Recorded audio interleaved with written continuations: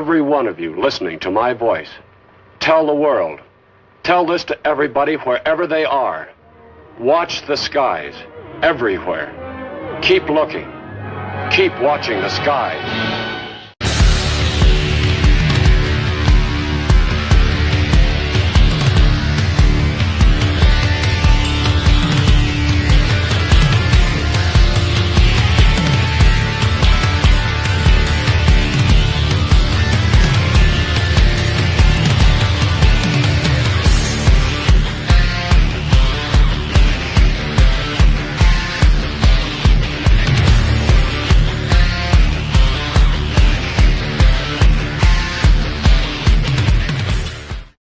Welcome back to UFO MAXX with your host, Grantavious Maxx, Lee Strauss from Area 115 or Element 115 area.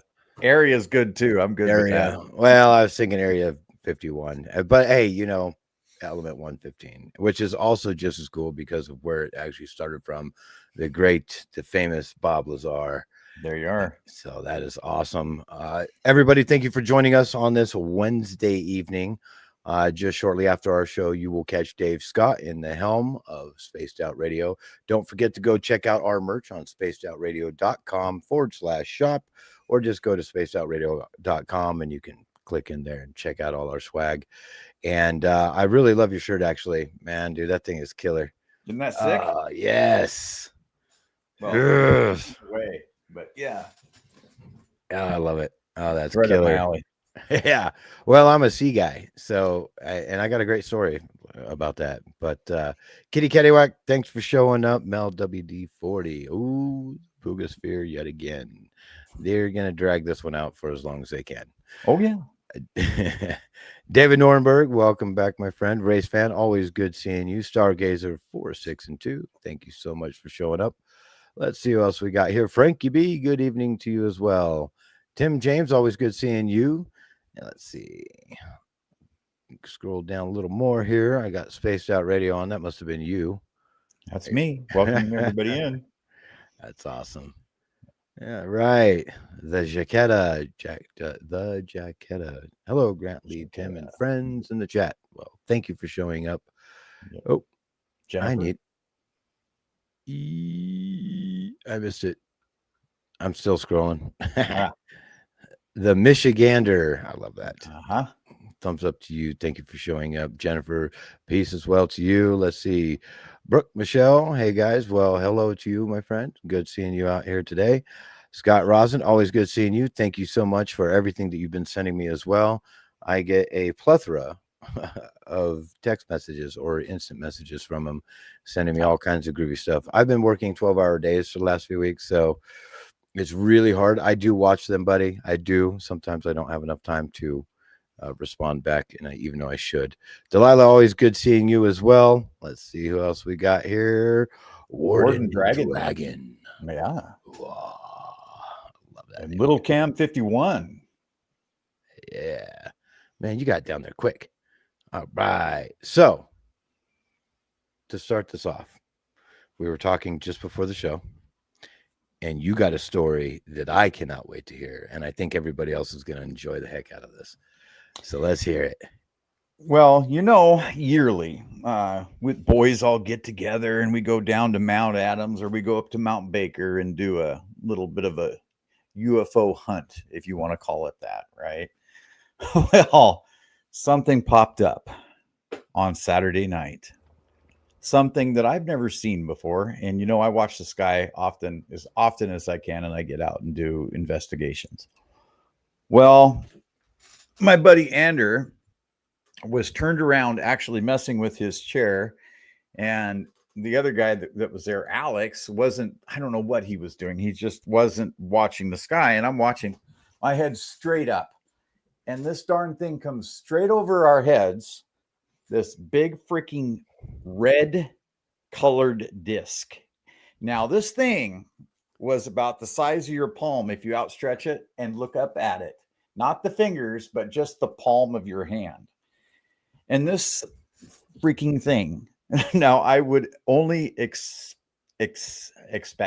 or the word is, only would think that this thing was 3,000 to 2,000 feet up in the sky above us. That's kind of roughly how it looked to me. Right. But it was moving pretty darn quick. And it went straight over to Mount Adams. Now, I had my cameras running. Okay, so I hope to God that I captured this thing because it was freaking phenomenal. Oh my Just gosh. phenomenal. And the red I'm talking about here, let's see, it's like a bright red, like a stop sign or a stoplight red.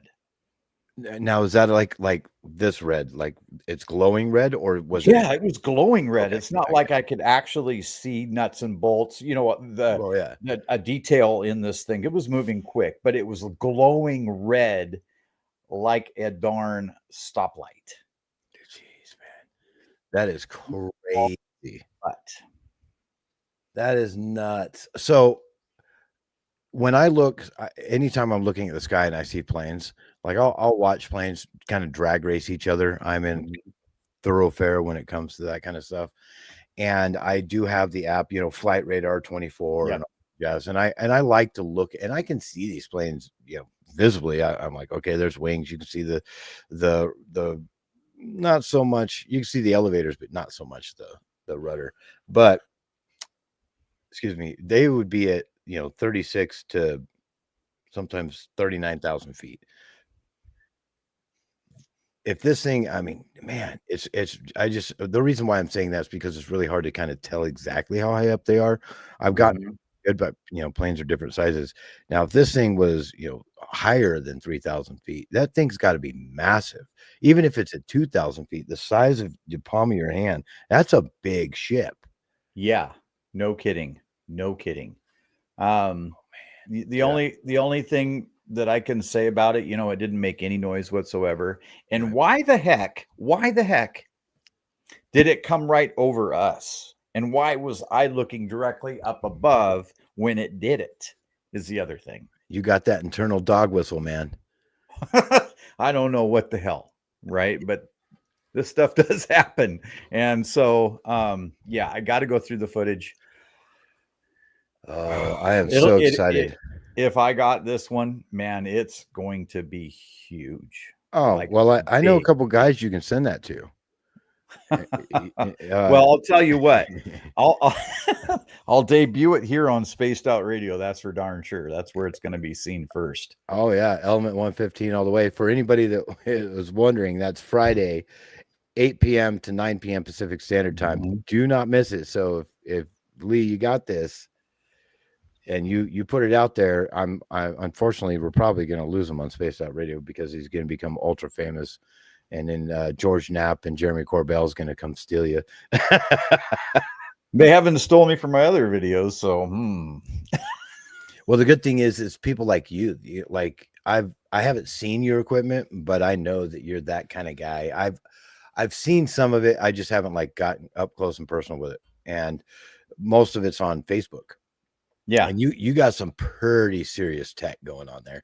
Like I think when Terry Hall and myself, and as well as Tim Senor, we all went out to go see Kevin Day, and they had the RV out there, and they had cameras on every corner of that thing. They had all kinds of stuff, and those colored, what are they, psionic cameras? Yeah, the psionic cameras. Yeah, had all those out there, but nothing compares to what I've been watching with what you have on Facebook. And I was like, holy moly, here I am with my little lowly P900. Nikon, thinking, I got something here. Yeah, but it doesn't do junk at night.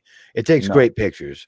We have a pretty big fire that popped up yesterday, and last night when I got home, I was taking pictures of it. And in fact, what's really interesting is the iPhone, believe it or not, takes really good night photos. So here is a photo at 9:52 at night, and this is the picture that it took. And let's see if I can get it to come on. It's washing out there. You can kind of see it, but that's fire. Oh wow. And that was me looking out at on my balcony. I was looking out over the lake, and I could see it, and I was taking pictures of it. The P900 does real well, but There was a gal when I lived in Grants Pass, Oregon, and we got our truck broken into. I know this is not UFO related, but this is really cool. So the next morning, I asked my wife that night, did you lock the truck? No. Or yes. I went out the next morning. All the doors were wide open, glove boxes open, jockey boxes open. I'm like, okay. And we didn't really have a lot in there, but they left it like 2 doors down around the corner of these people's home. They found it and came walking out, like everybody's car that down. So this lady says, yeah, I wish I was out here. And I said, well, I'm going to stay out here tonight, because that was the next day. I said, I'm going to stay out here tonight and see if I can catch him. I just wish I could see him. This lady from down the road, I mean, she's maybe 4 houses over, says, I got something for you to use. And I kept this thing for like 6 months on one AA battery. This thing was ridiculous. It was a $4,000, and it was only half of it. If you have both of them, it's $8,000. The military grade night vision that she had gotten from her late husband, who was, in the military.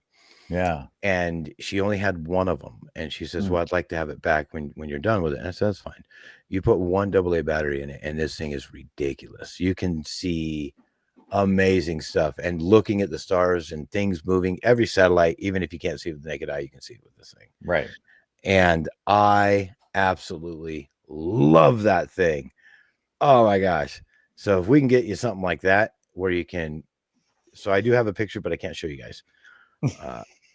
Well, it was, my wife was walking away from me. She was wearing black leggings, and I pointed it towards her, and black doesn't look black in night vision. It looks white. And so I took my phone and put it up to this thing and took a picture of it with it. But the clarity is crazy. So we need to get you one of those. They don't have a record feature, right? I think that's the,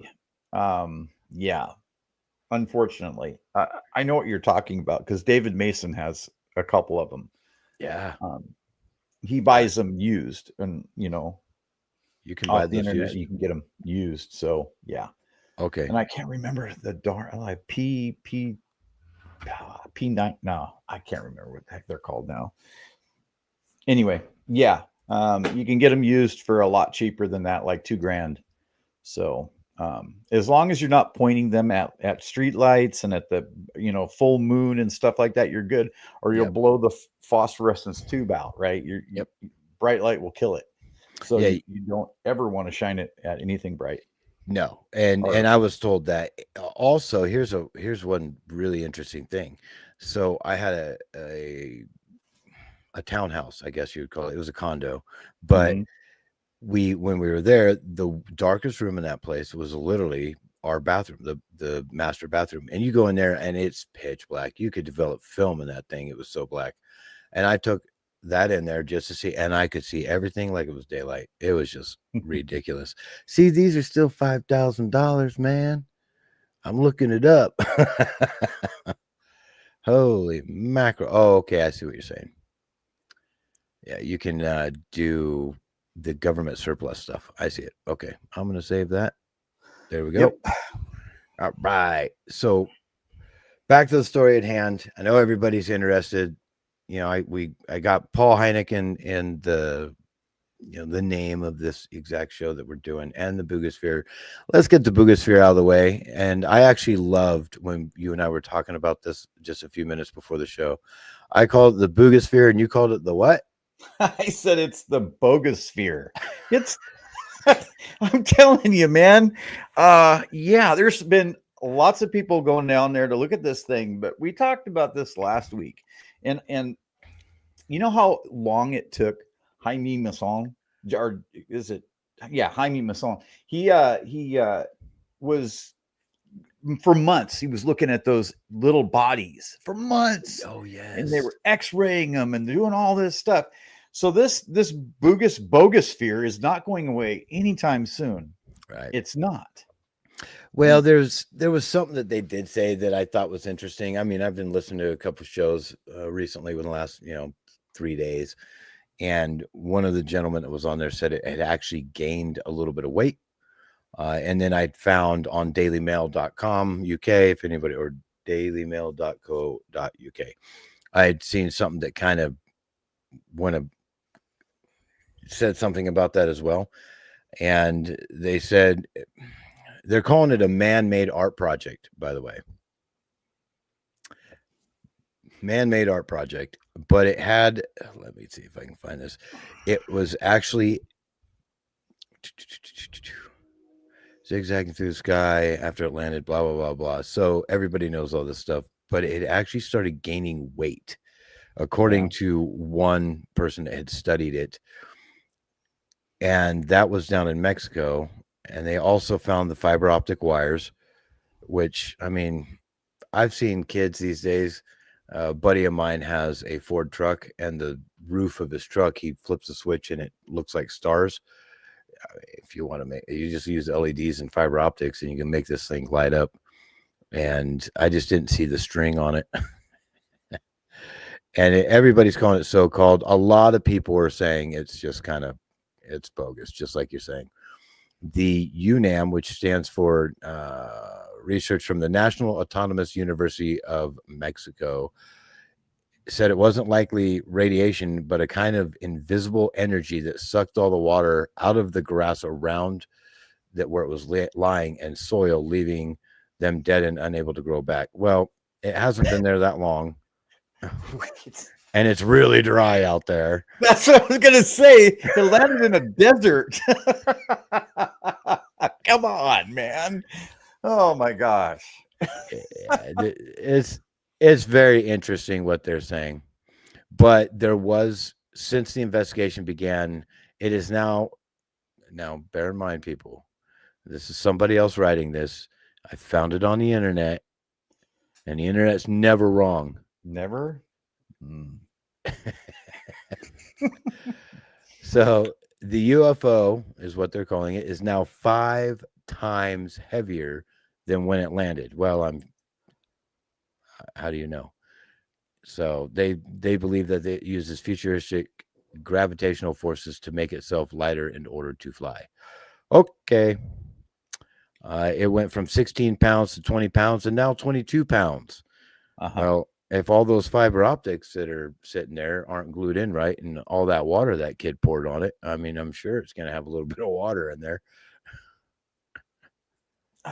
Yeah, I don't have any comment. I really don't, because they can say anything can be said, So, even myself or Mick West or you or Dave or anybody can say, whatever they want. That's the truth, right?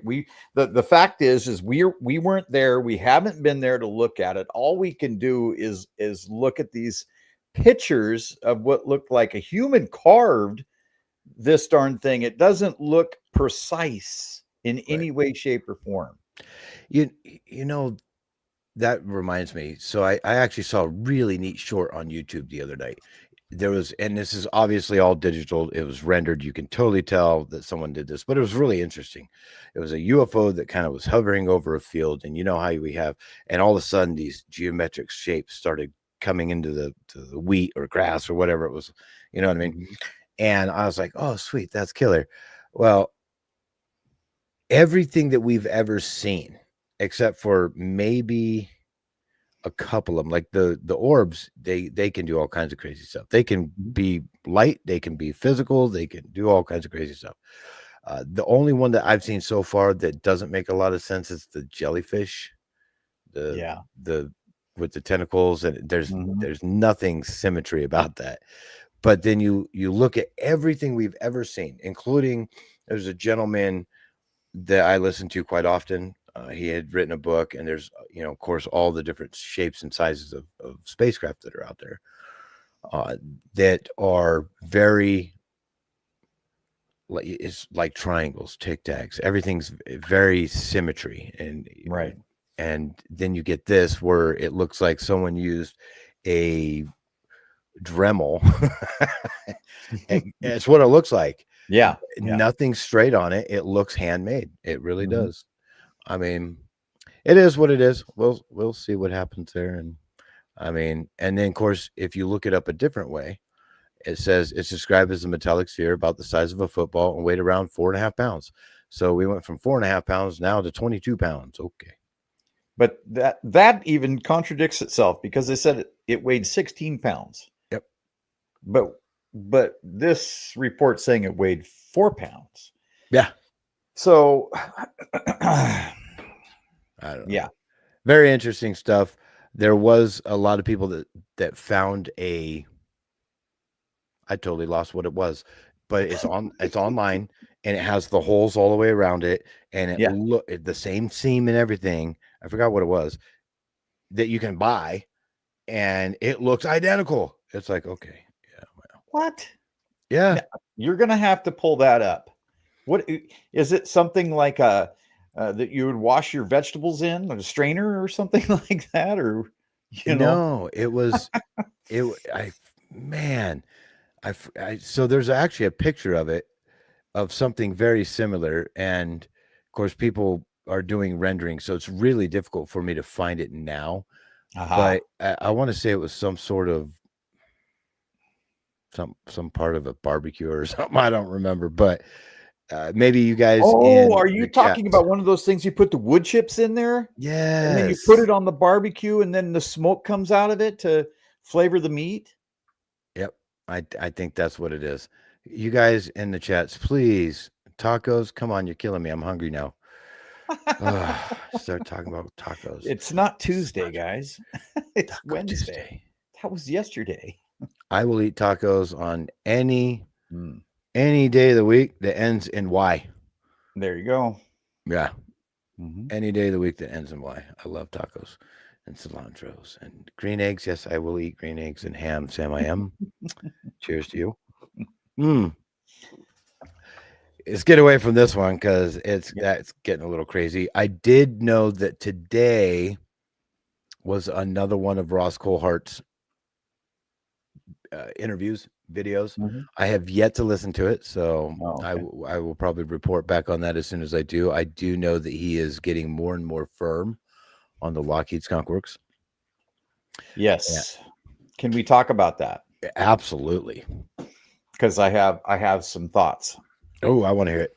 Okay, so we've got all this information now, that they're coming out with. Well, this is, now David Fravor is saying that this darn thing could have been, Lockheed, and Ross Coulthart is leaning that way, and all this stuff is coming out now where they're hinting at the fact that they used these craft to spoof a bunch of military guys.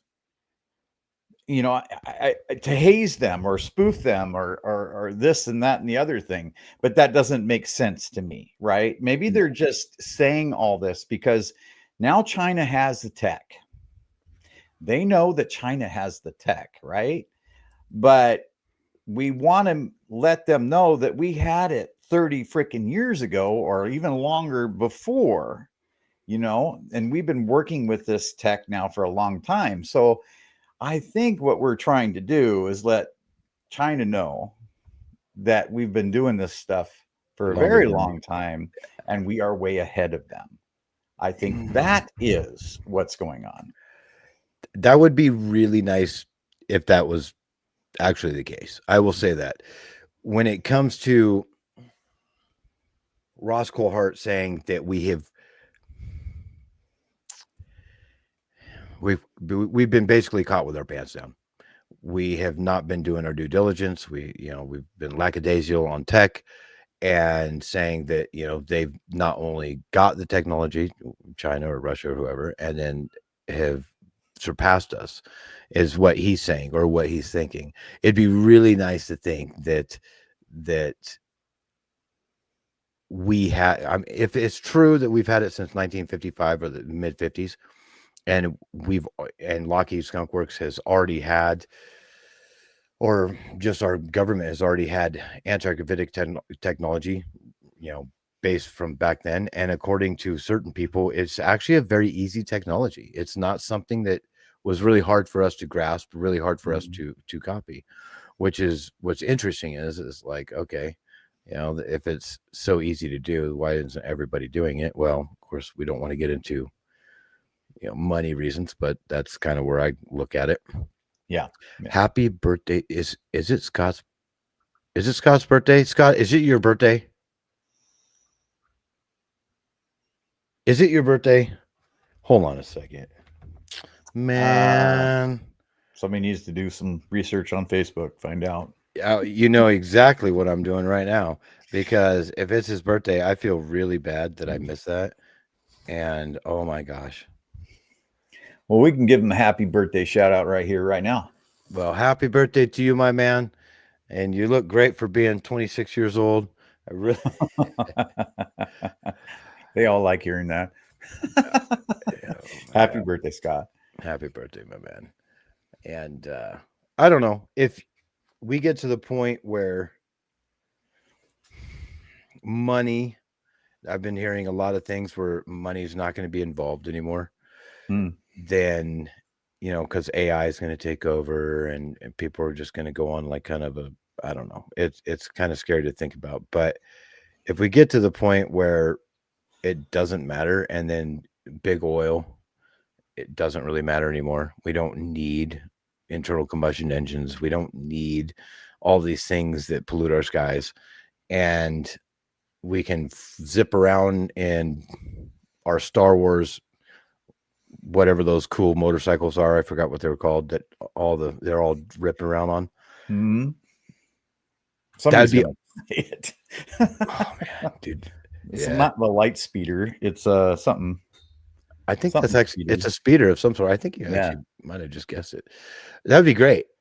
What I think's going on is, I know we have tech. Who's winning the race? I believe it's us. I believe that we have had the tech for a long time. This goes back into my more conspiratorial days when I was really interested in why Russia was so interested in Antarctica. And all the things that came with that, you know, and what was down there. What did they find? Who did they find? What type of tech did we find? Why is it the only treaty that's never been broken? You know what I mean? This, that, and the other thing. Yep. Yeah. And so it's all power and money, unfortunately. So yeah, disclosure with a capital D. Yeah. Well, they say that there's going to be another hearing possibly this month. Anna Paluna is saying that, but they've been saying that for months now, and nothing has ever since, you know, everybody had the skiff flu. It's been, you know, not coming around, but hopefully we see it, right? Yep. But it does sound like a lot of people are pulling back right now on wanting to talk about it publicly because they're having their pensions pulled. Oh yeah. You know, and not that just, but also like all of their not Medicare, but you know, all of their insurance and that sort of stuff as well, which is kind of crazy. It makes which it should be absolutely freaking illegal. What the heck? I agree with that. 100%. I mean, if you follow the right steps and procedures, like we all believe David Grush did, what the heck is going on? True story. It's yeah, thought-provoking to say the least. Oh gosh. So nobody wants to come forward because their pensions can get cut, and you're not just looking at an individual, you're looking at a whole family, right? I mean, this affects a whole family, and then some. And these whistleblowers aren't doing this for, I want some limelight, I want 15 minutes and in front of the camera. That's not.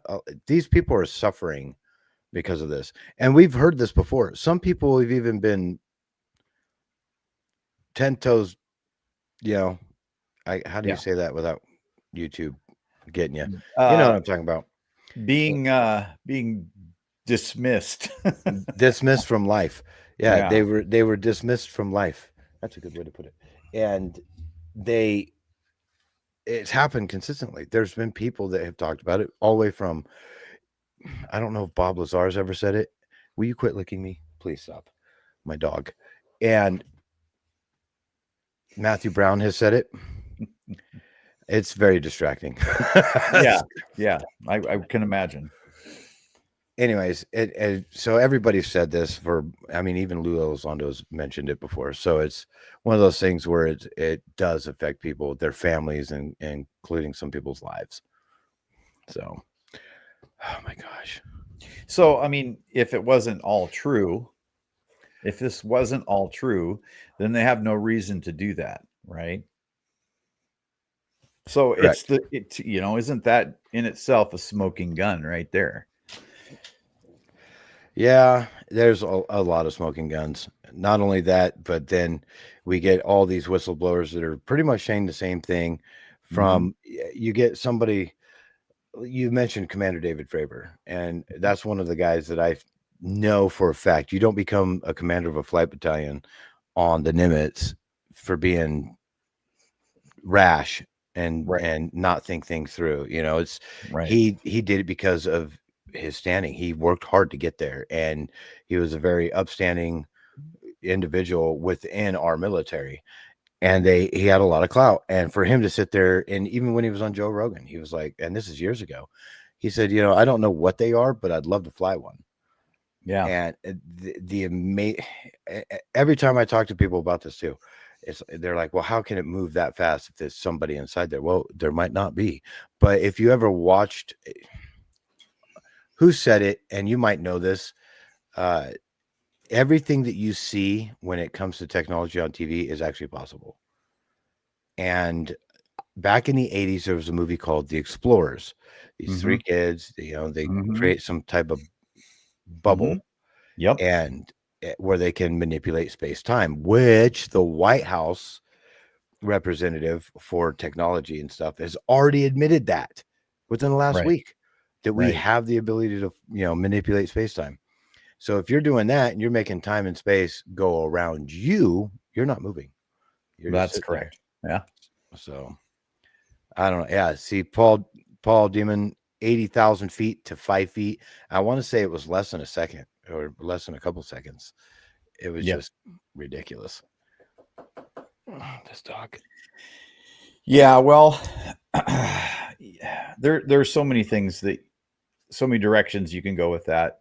I just think the fact that they're trying to haze or give the sailors or whoever they are that are witnessing this stuff, something to talk about or to haze them in some way. It's just garbage. It doesn't make any freaking sense whatsoever. Unless you're trying to convince the Chinese or somebody else that you have this extreme tech already in-house working.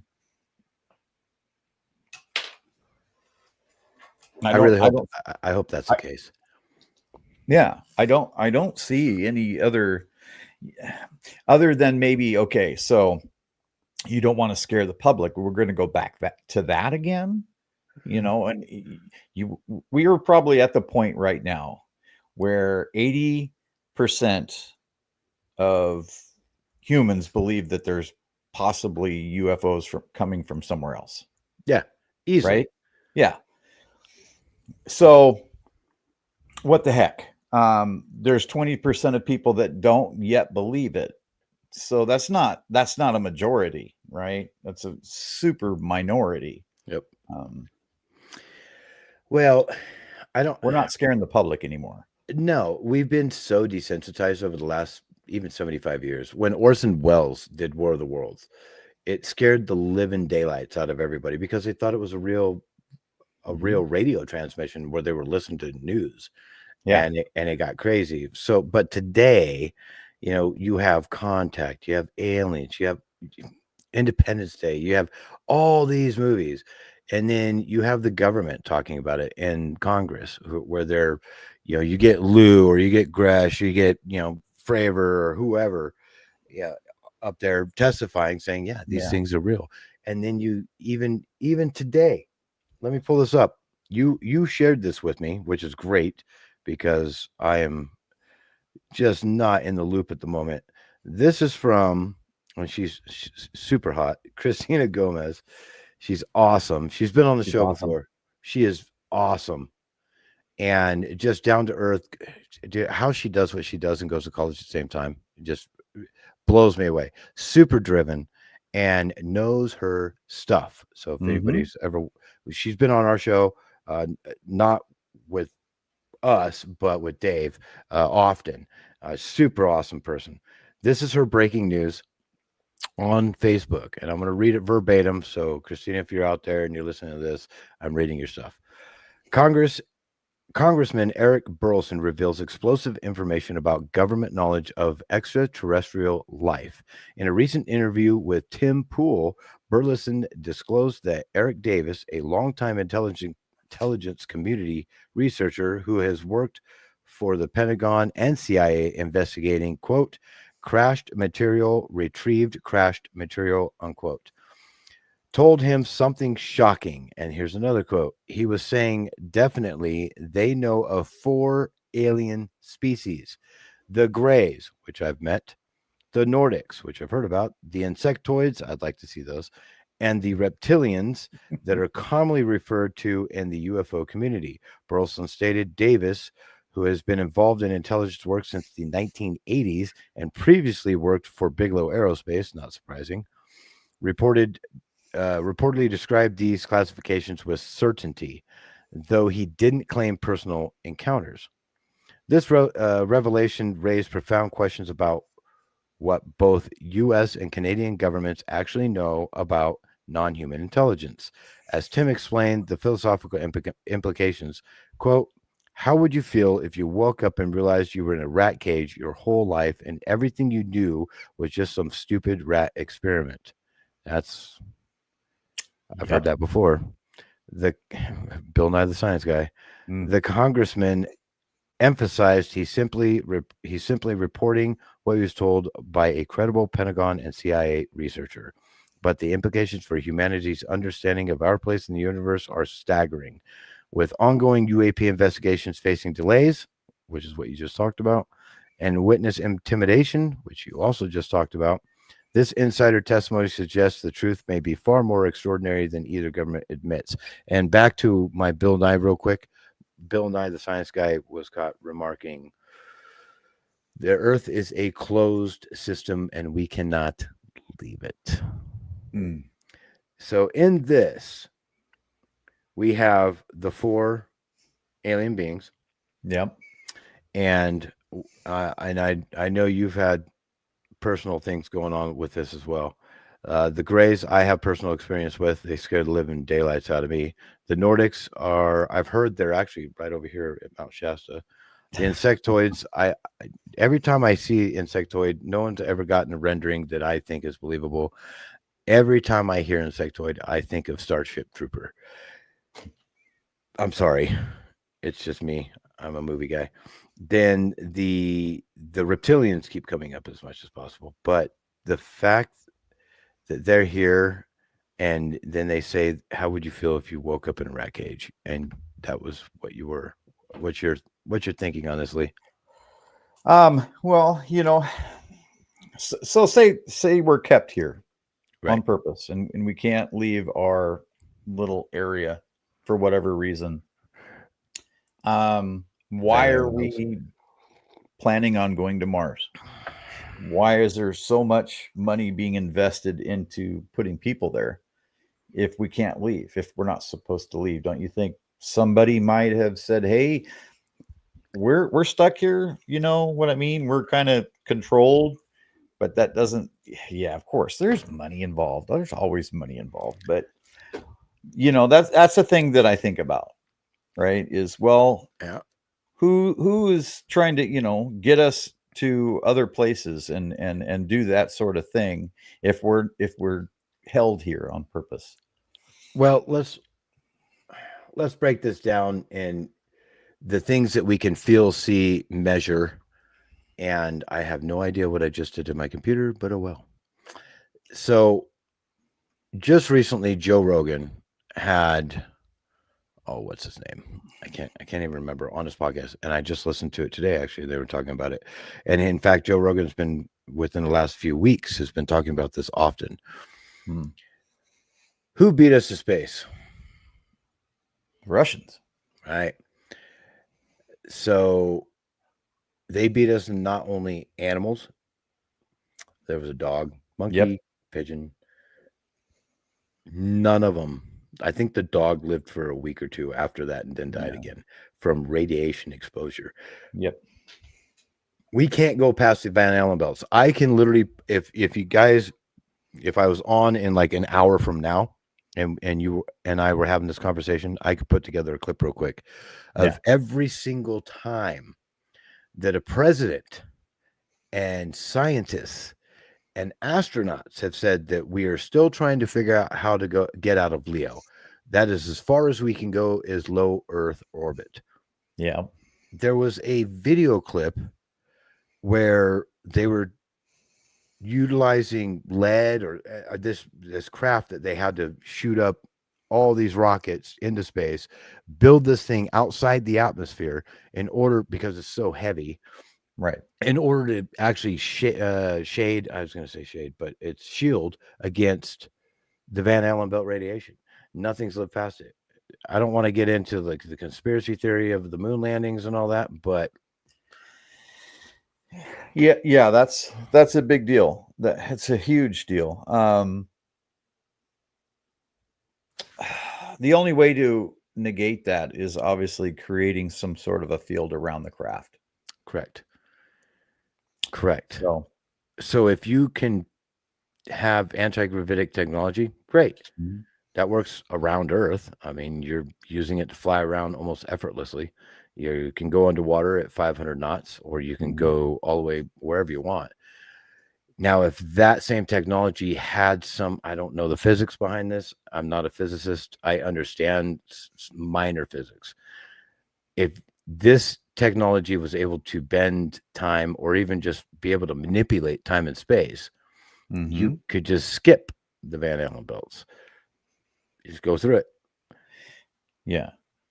But the possibility of it too is that it could manipulate the radiation, right? And to pull it around the object, right? So like the is it the El Rubio drive, or however El Cuvier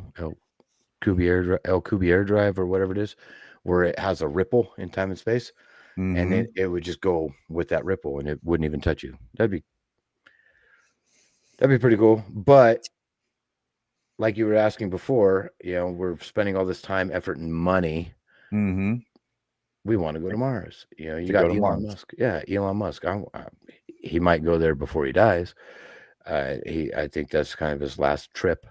But like literally,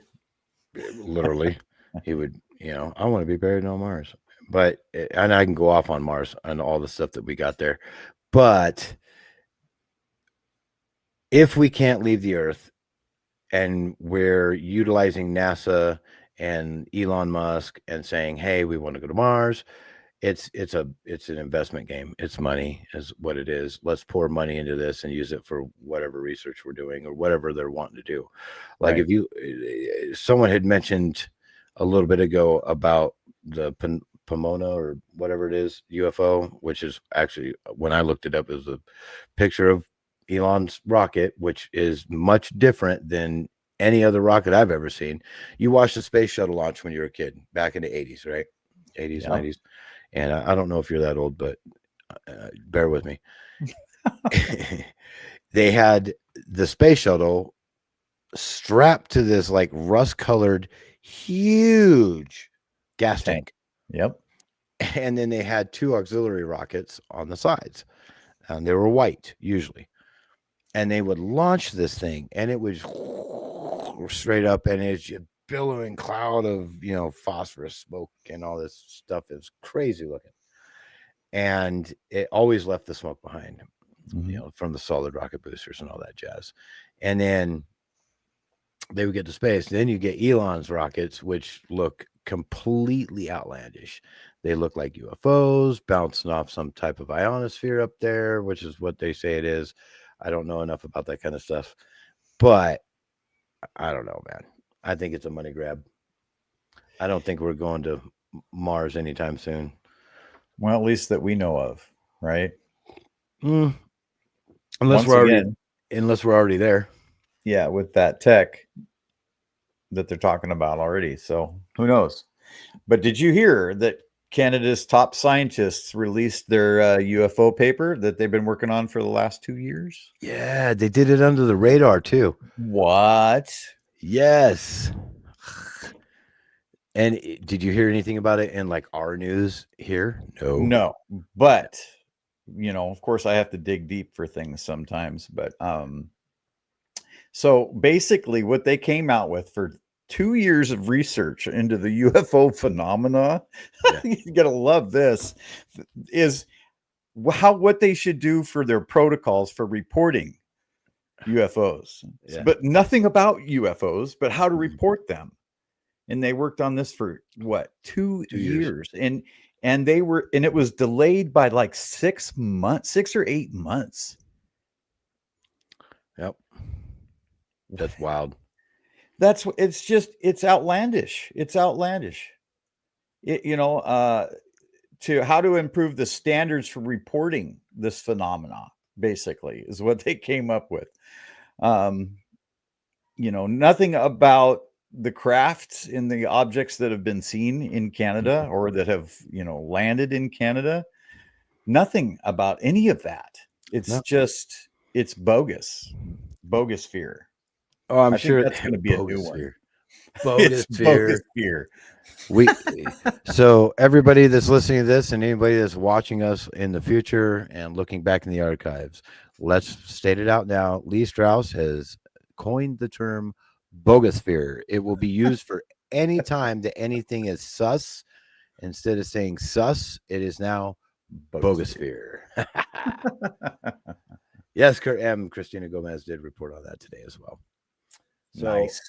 Real quick before we run out of time, because we only got a few minutes left, actually, for anybody that knows who J. Allen Hynek is, very interesting individual. His son has come out and did an interview, and it's a very awesome interview. If you guys want to go watch it, it came off of Area 52.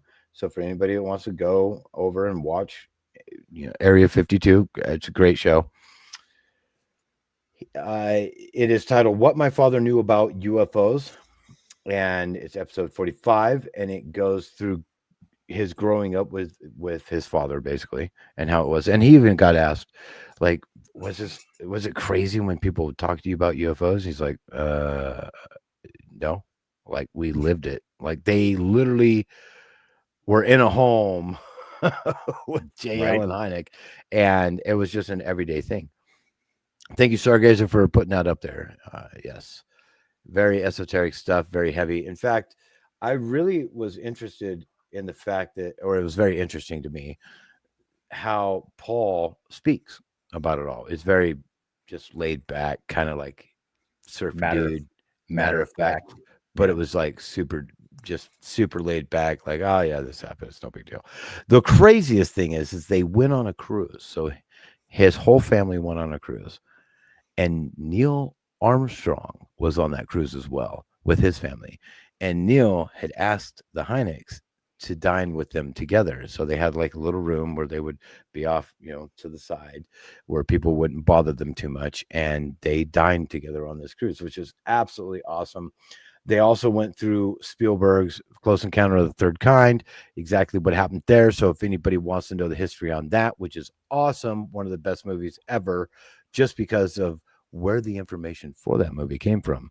And he kind of gives a little bit behind the scenes of what happened there, which is gravy sauce to me. I love that kind of stuff. Also, I mean, and this guy obviously believes in UFOs, aliens, everything. Like it's in his whole family. So leave some DNA on that like button. Absolutely. It does help our algorithms, just being honest. Like, the super chats are always open, especially with Dave, and us as well. So it helps keep the lights on here at Spaced Out Radio. Back to it. They do time, reality, and non-human intelligence. Time and reality. Are they the same? What are they? And he goes also through fringe theories, And of course, he's a very open-minded individual. Oh, where was it? He is also part of. He is the CFO for. Now I just drew a blank. He's a CFO for a big company out there as well, and he asked to be it, and they said yes. Let's see. It also gives their views on government secrets, why they're doing this. Then they get into the psychedelics and contact phenomenon. Mm-hmm. I don't know. This is a UFO show, but I do have a question. Have you ever taken psychedelics? Me? No, I don't do anything. I get U8 at work, and I've been working for the same company for 31 years. That's great. Can't do anything. You know what? I mean, you are a hard worker. I've watched you on Facebook, and you're way harder than I work 12 hours a day, but you kill it, dude. So the good thing about certain psychedelics, and this is when it comes to UFOs and aliens and cryptids and all this stuff. So something like psilocybin. So if you do research on psilocybin, they cannot test for that, by the way. They cannot test for that. It's not, they can draw your blood, they can do UA, they can do whatever they want, and they cannot see it. Unless there's one procedure that is very expensive, no one's ever going to do it. And that's when they would find out about it. But when they talked about psychedelics and contact, you can also go to Grant Cameron, who talked about this as well in his experiences with psychedelics and contact. I even had one myself where I had talked to, I don't know if you ever heard of the being that looks kind of like an alien gray / human, but has no eyeballs. It's like just like voided sockets. Only in horror stories or, that sort of thing.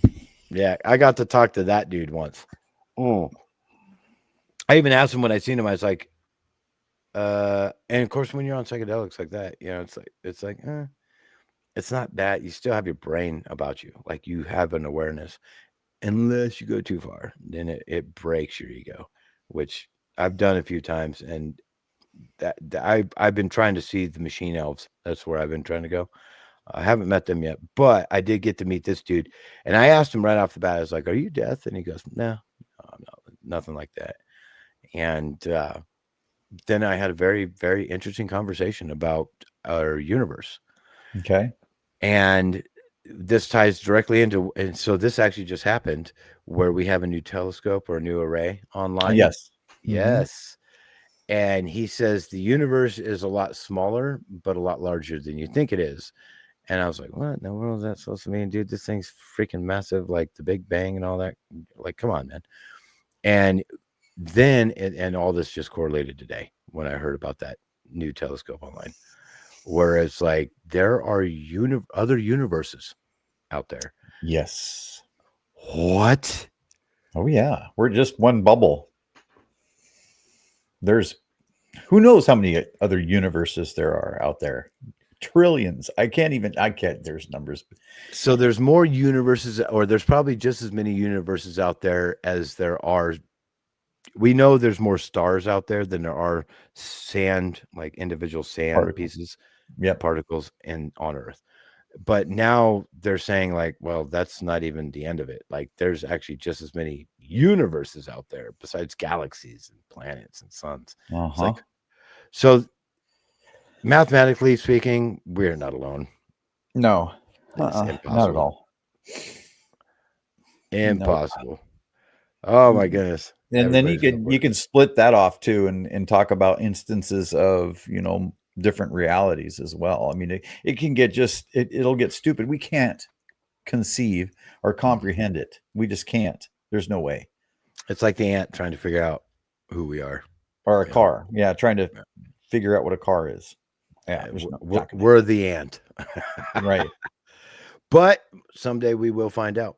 And with my belief system, we're going to travel through this life, and then we're going to go on to the next or do whatever is after that. And I don't believe that our energy ever dies. I don't. I know that the law of physics says that we cannot create energy. We can only We can't destroy energy, we can't create it, but we can divert it, we can direct it, which is why a lot of those people think that we are like soul trapped, because our energy is just keep getting recycled. So I have no idea. Something fell. Anyways, I do have Mercedes Benedict coming on Friday from the Unseen Realms podcast. Very sweet. Cool lady. Got to be on her podcast one time, and we're going to bring her in and talk about the nature of consciousness as she sees it. So I can't wait for that. And that's Friday. Let's see. I'm trying to think how many jobs I got to do. I know I'm going to be off by about 7. I should be able to catch that. I would really be interested in hearing what she has to say. Yeah, 100%. I mean, that's just how it is. Anyways, everybody. So we got 5 minutes. 5 minutes. Yep. Do not miss. Dave Scott and El Avni Volador. And he'll be on next. Not El Avni, but Dave Scott will be on next here in just a few minutes. Bear in mind, please if you haven't liked it, please do ring that bell, subscribe, do whatever you guys need to do. It really helps us out. And then at the same token, we have Lee, you got Element 115 on Friday. Yes, Dave Scott's Monday through Friday 9, and he's got a 3-hour show. We're on Wednesdays from 8 p.m. to 9 p.m. And then your Element 115, 8 p.m. to 9 p.m. All this is Pacific Standard, and then after hours. Yeah, and then I'm on again on Fridays from 11 to 12. What? Doing the Q&A with Dave Scott. Oh, that's right. Yeah, good job. Oh, it leaves me a little time to party, just a little. So we only have like literally 3 minutes. So I'm going to ask you. Let's do a quick Q&A. You ready for this? Oh yeah. All right. Are aliens real? Abso-freaking-lutely, they're real. Whether they're aliens or not, I mean, our technical term. Okay. Yeah, we don't know where they come from exactly. No, but there's many possibilities, right? But what I like to believe is that they actually do come from other planets in the universe. I like to believe that too. Yeah, I think they can travel interdimensionally. I absolutely believe they can. But I'm hoping that they actually come from planets that we could visit one day, hopefully. Oh, that'd be amazing. It's like Star Trek. You know what I mean? Exactly. Yeah. I mean, that's one of the gigs on Star Trek. You find a civilization that is not as advanced, and the number one rule, don't let them see you. So, but unfortunately, fortunately, they're letting us see them. So accidents happen. Yeah. Well, I mean, after everything, I think there is a grid. I think we have some that have been here for as long, or if not longer than we have. They're just living in a different realm. Yeah. Like Lord of the Rings, or when it comes to, I think the reptilians, and I don't know. I've heard different stories on the Nordics, but I think maybe reptilians, and I think the Greys are from somewhere else. Though, of course, everybody's going to have their idea. And yes, Paul Demon, the zoo. We are the zoo. There you go. I believe that. Heck yeah. Anyways, everybody, thank you so much for stopping by. Thank you so much for having fun with us and listening to our banter. Lee, thank you so much for joining me this evening. You're amazing. And thank you for saving my buns today. You killed it, my man. And the fact that you saw that red UFO, I cannot wait to see that. So everybody, tune in, Element 115. Let's hope I can grab the clip by Friday. Yeah. Oh, that'd be great. Yeah. Well, thank you so much, everybody. Have a good night, and we'll see you on Dave Scott's show.